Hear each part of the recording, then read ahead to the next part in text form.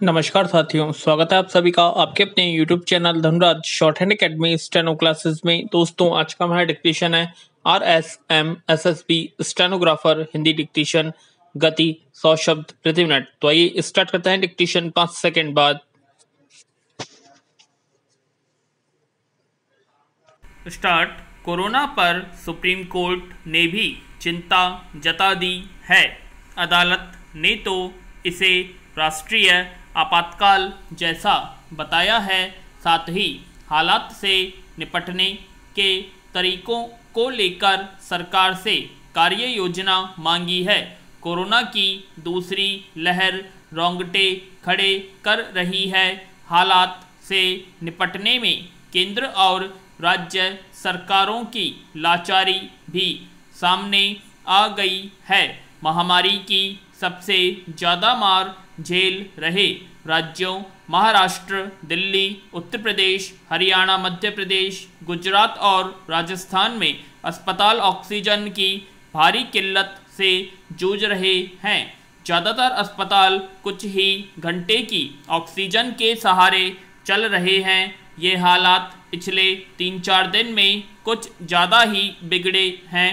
हालत यह हो चली है कि अस्पतालों ने बिस्तर और ऑक्सीजन न होने से नए मरीजों को भर्ती करना ही बंद कर दिया है।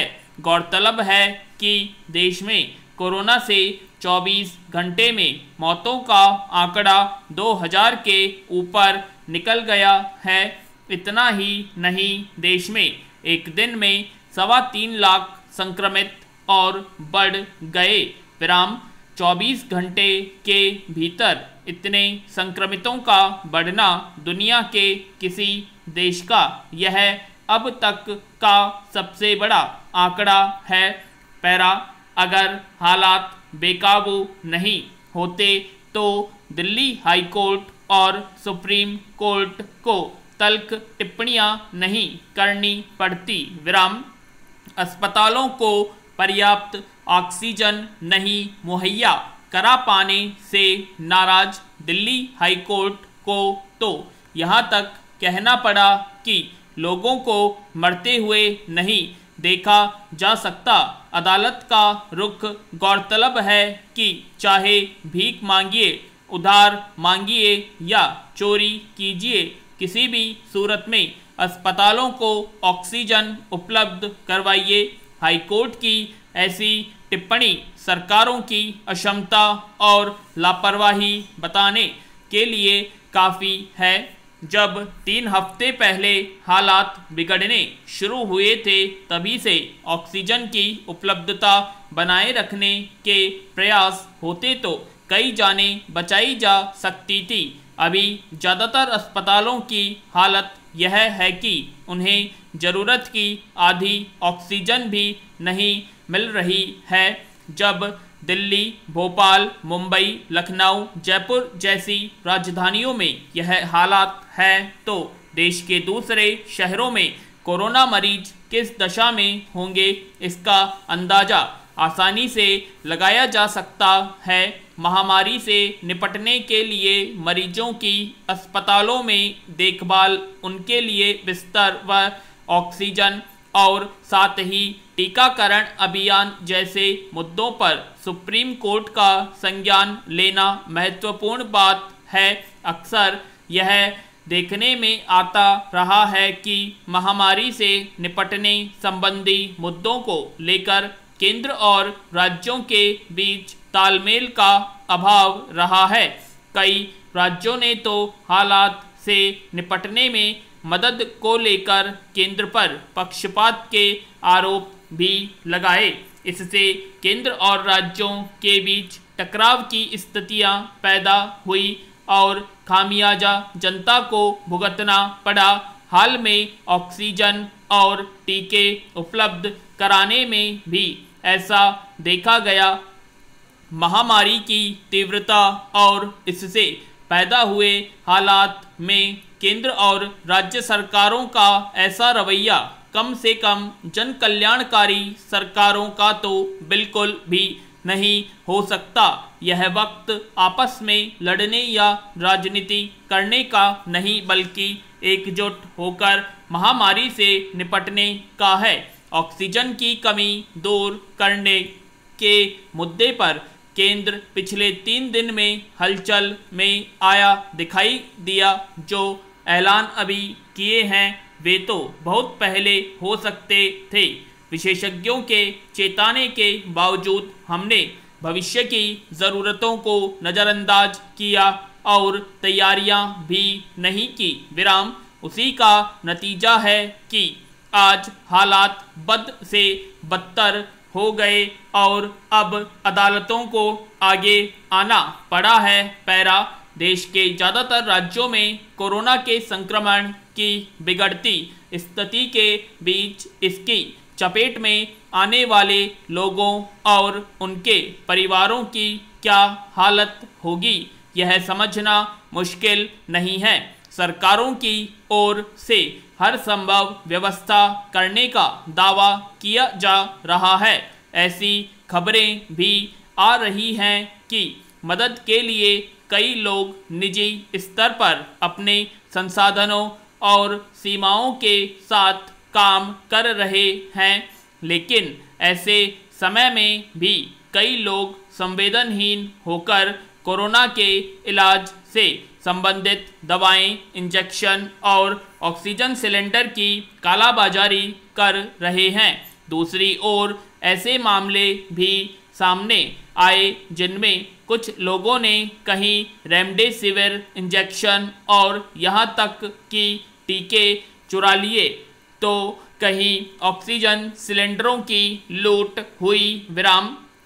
फिलहाल दुनिया के साथ साथ हमारा देश ऐसे संकट और चुनौती से भरे वक्त से गुजर रहा है जिसमें बहुत सारे लोगों के सामने जीवन को किसी तरह सुरक्षित रखना या बचाना ही सबसे बड़ी प्राथमिकता हो गई है। विराम। महामारी के संक्रमण का स्वरूप ऐसा है जिसकी चपेट में कोई भी आ सकता है, इसलिए सबके भीतर एक तरह का खौफ भर गया है। पैरा। हालांकि सरकार और संबंधित महकमों की ओर से यह आश्वासन जरूर दिया जा रहा है कि लोग धीरज न खोएं और दवा या इंजेक्शन की जमाखोरी या कालाबाजारी न करें, लेकिन चारों तरफ से जिस तरह की खबरें आ रही हैं उसमें जीवन बचाने की भूख में लोग कई बार ज़रूरत से ज़्यादा परेशान हो रहे हैं। हालत यह है कि हरियाणा में जिंद के एक अस्पताल से टीके की 1700 से ज़्यादा खुराकें चोरी हो गई। विराम। इसी तरह मध्य प्रदेश के दमोह से ऑक्सीजन सिलेंडर तो शाजापुर से रेमडेसिविर की लूट की घटनाएं सामने आई। विराम। इंदौर और भोपाल के अस्पतालों से काफ़ी संख्या में रेमडेसिविर इंजेक्शन चोरी हो गए। ये घटनाएं इलाज के लिए उपयोगी इन संसाधनों की कालाबाजारी के अलावा है। विडंबना यह है कि संकट के समय में इस तरह की अवांछित गतिविधियों में कुछ नेता भी शामिल पाए जा रहे हैं। इंदौर में भाजपा के एक नेता पर रेमडेसिविर की कालाबाजारी का आरोप है। गुजरात के सूरत में भाजपा के अध्यक्ष ने खुद रेमडेसिविर इंजेक्शन की 5000 खुराकें मुफ्त बांटने की घोषणा की। विराम। सवाल है कि जिस समय इस इंजेक्शन की किल्लत है, इसकी कालाबाजारी हो रही है, वैसे में भाजपा अध्यक्ष को मुफ्त में बांटने के लिए इतनी बड़ी तादाद में यह कैसे मिली? पैरा।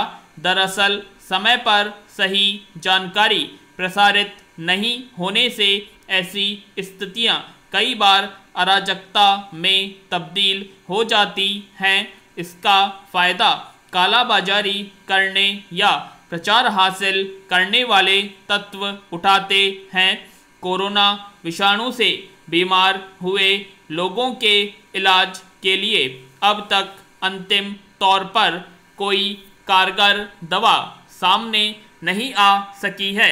रेमडेसिविर सहित जितनी भी दवाएं हैं उनकी उपयोगिता फिलहाल सीमित है, लेकिन परेशान लोगों के बीच किसी खास दवा पर जोर देना कई बार स्थितियों को बेकाबू बना देता है। रेमडेसिविर को लेकर बुधवार को 3 प्रतिष्ठित डॉक्टरों की ओर से यह कहा गया कि इसे जादू की गोली न समझा जाए और लोग परेशान नहीं हों। अगर यही बात कुछ समय पहले सरकार की ओर से कही जाती तो लोग शायद इस कदर धीरज नहीं खोते। यह समझने की ज़रूरत है कि संक्रमित मरीज और उनके परिजन जीवन बचाने की किस तड़प से गुजर रहे होंगे। पूर्ण विराम। आशा करता है आप सभी को डिस्क्रिप्शन पसंद आई होगी, तो प्लीज़ कमेंट बॉक्स में कमेंट करें और अब तक आपने हमारे चैनल को सब्सक्राइब नहीं किया सब्सक्राइब करें और ज़्यादा से ज़्यादा वीडियो को लाइक करें, शेयर करें, कमेंट करें। धन्यवाद।